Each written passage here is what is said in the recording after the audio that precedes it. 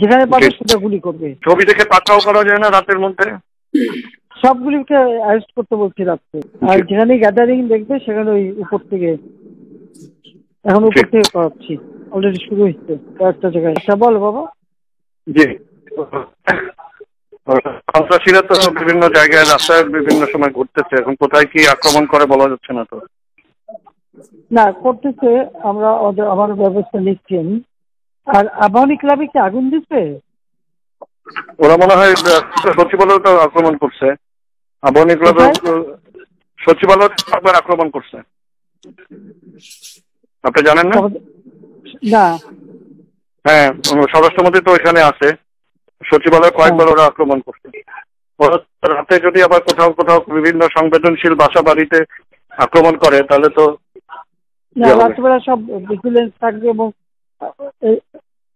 এতদিন তো আচ্ছা ঠিক আছে, আমরা কিছু ব্যবস্থা নিচ্ছি, একটু আস্তে আস্তে অনেক জায়গায় গ্যাদারিং ক্লিয়ারও হচ্ছে। ওরা মনে হচ্ছে না ইয়ে করবে, ওরা রাতে মনে হয় ওদের আরো অনেক কিছু পরিকল্পনা আছে মনে হচ্ছে। স্বরাষ্ট্রমন্ত্রী তো আমাকে তাই বলল, আভাস দিল, এবং আপনাকে মনে বলছে কিছু যে রাতে যদি সর্বোচ্চ না ইয়ে করে করবেন নাকি। কি করবো মানে সেনাবাহিনী দিবেন? বাবা একটু চিন্তা করে কথা বল। জি, ওইটাই তাদের আকাঙ্ক্ষা। বুঝতেছি, আমি টেকনিক্যালিটি বুঝতেছি, কিন্তু ওরা মনে হয় ওই পথে নেওয়ার জন্য ইয়ে করছে। দরকার নাই, ওটা দরকার নাই। আমি সেনাবাহিনীর সাথে কথা বলছি, ওরা রেডি থাকে, ঠিক আছে। এখন তো আমরা অন্য ইয়ে করছি, ড্রোন দিয়ে ছবি নিচ্ছি, আর হেলিকপ্টার মানে কয়েক জায়গায়। তাহলে কিছু ছবি দেখে পাকড়াও করা যায় না রাতের মধ্যে? সবগুলিকে অ্যারেস্ট করতে বলছি রাত্রে। হ্যাঁ, পাকড়াও করলে ওদের না, ওটা বলা হয়ে গেছে, ওটা র্যাব সিজিএফআই সবাইকে বলা হয়েছে যে যেখান থেকে যে কটা পারবো ধরে ফেলো।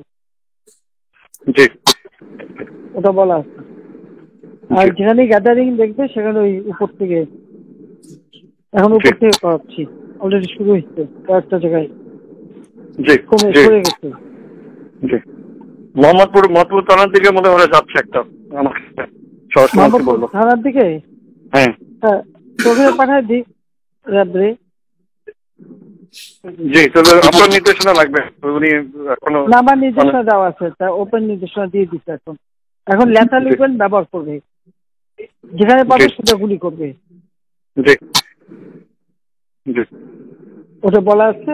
এখন আমি এতদিন বাধা দিয়ে রাখছিলাম, ওই যে স্টুডেন্টরা ছিল ওদের সেফটি কথা চিন্তা করে। তারপর তো এই রাতে স্টুডেন্ট না, রাতে হলো ওরা। হ্যাঁ, না কি করছে তোমার, যে আমাদের রেসিডেন্সিয়াল মডেল স্কুলের একটা বাচ্চা ছেলে, তার শিক্ষকটাই ডেকে নিয়ে আসতো, শিক্ষকটাকে আবার শিবির করতে, ওরা জানে না।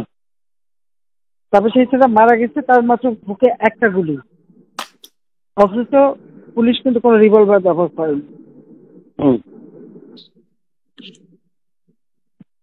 এরকম ঘটনা তারা ঘটাচ্ছে। না, বিটিআরসি বন্ধ করে দিচ্ছে, পুরাই দিচ্ছে, বিটিভি পুরাই দিচ্ছে। এখন তো ইন্টারনেট বন্ধ, সব পুরাই চলবে কিভাবে? না, পুরাই দিচ্ছে, মেশিনপত্র সব পুড়ে গেছে। আমি বলছি যা যা পোড়াতে, আমাদের সেতু ভবন পোড়াইছে,